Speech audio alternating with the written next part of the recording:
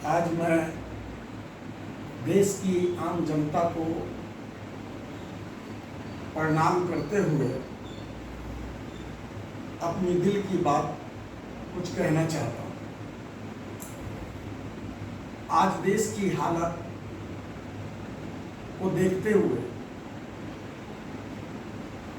ऐसा लगता है, बुजुर्गों की कही हुई बातें याद आती हैं। उन्होंने कहा था, पाप का घड़ा जब भर जाता है तो फूट भी जाता है। सच्चाई को दबाया जा सकता है, दफनाया नहीं जा सकता। सच्चाई एक दिन उजागर हो ही जाती है।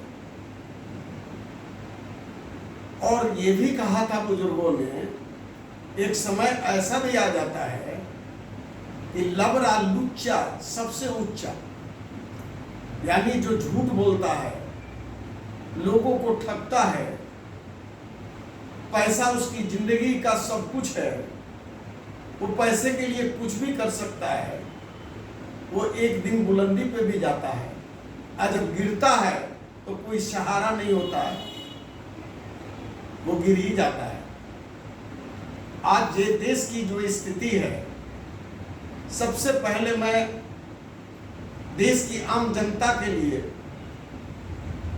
हमारे छात्र जो देश के भविष्य हैं उनके लिए, हमारी बेटियां हैं जो देश के भविष्य उनके लिए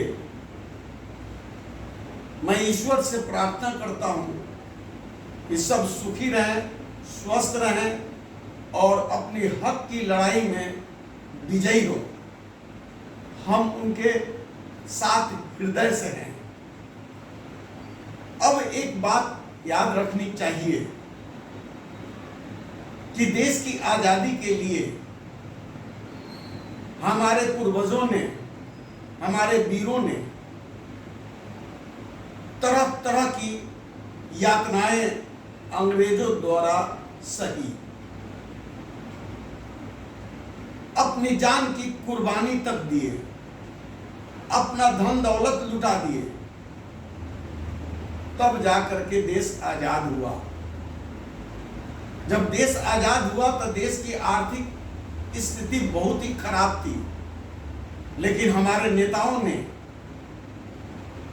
चूंकि नेतागिरी का मतलब होता है जन सेवा, देश सेवा, राष्ट्र प्रेम, उन्होंने देश को संवारने के लिए, सजाने के लिए मेहनत करके देश को बुलंदियों पर लाया।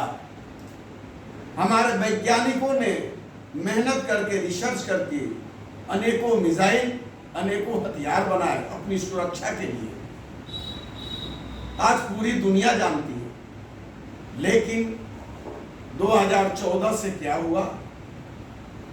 लोगों में ये धार्मिक संवेदनाएं प्रदान की गई। गरीबों के खाते में 15-20 लाख रुपए आएंगे। एक साल में 2 करोड़ बेरोजगारों को नौकरी दी जाएगी। महंगाई पे कंट्रोल होगा, देश उन्नति पे जाएगा, विकास होगा। तरह तरह के वादे किए गए। देश की जनता ने सोचा कि भाई ऐसी सरकार अगर बन जाए तो क्या बुरा है। 31% वोट मिला था। 69% वोट उस समय भी नहीं मिला था, क्योंकि वो जानते थे लोग कौन कह रहा है। लेकिन 31% धार्मिक हो गए और 69% वोट बढ़ गया। सरकार बन गई। लेकिन सरकार बनने के बाद अपने वादों को पूरा करना चाहिए था। वादे पूरा नहीं हुए, बल्कि देश को लूटा गया।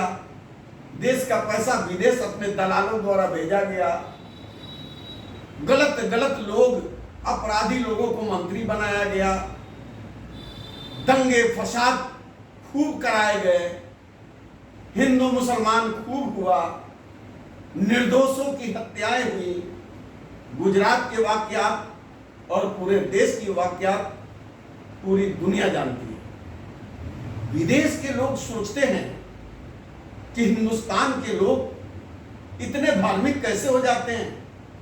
वो नहीं देखते हैं जिस तरह से बीज बोया जाता है गेहूं का तो गेहूं होता है, फल का बीज बोया जाता है फल होता है, धान का बीज बोया जाता है धान होता है। तो कैसा बीज बो रहे हैं, वो बीज क्या है, उसकी हिस्ट्री क्या है। आजादी की लड़ाई में अंग्रेजों का साथ दिया, स्वतंत्रता सेनानियों के विरुद्ध गवाही देके फांसी दिलाई, और अंग्रेज जाने लगे तो हिंदू मुसलमान करने लगा। यही तो हिस्ट्री है। और जो आज प्रधानमंत्री गृह मंत्री है तड़ीपार, और गुजरात के केस कैसे कैसे हुए। अटल बिहारी वाजपेयी ने कहा था राजा को राजधर्म का पालन करना चाहिए था। मुकदमे हुए, मुकदमे कहां गए और क्या हुआ। और आज इस सब होने के बाद भी जो हमारे बच्चे हैं, जो देश के भविष्य हैं, उनके भविष्य को कुचला गया। देश को जाहिल बनाने का प्रयास हो रहा है। हजारों स्कूलें बंद हो गई, बच्चे बेघर होने लगे, और नीट का पेपर लीक होने लगा। इसके विरोध में देश के छात्र एकजुट होकर के आंदोलन करने लगे। आंदोलन के पहले न्यायालय कॉकरोच कह दिया। देश के नेता, कुछ जो नेता बनते हैं नेता है नहीं, उन्होंने क्या कर दिया, तो छात्र एकजुट हुए अपनी मांग के लिए। न कोई हथियार था, न कुछ था, शांति प्रिय आंदोलन। लेकिन लाठियां बरसाई गई, लाठियों में कील ठोके गए, छर्रे मारे गए, आंसू गैस को छोड़े गए, कितने को घायल कर दिया गया, कई एक छात्र मर गए, कई एक की आंखें चली गई हैं, कई एक अपाहिज हो गए हैं। तो पता चलता है ना कि भाजपा और मोदी जी, आरएसएस किस तरह से दंगा करवाता है, दंगे के लिए क्या क्या करता है। जिस तरह सिविल ड्रेस में पुलिस के साथ मिलकर के छात्रों पर अन्याय और जुल्म किए हैं, और कैसे कैसे हथियार अपनाए गए हैं, किस किस तरीके से घुसे हैं, किस किस तरीके से आंदोलन को खत्म करने का प्रयास किया जा रहा है।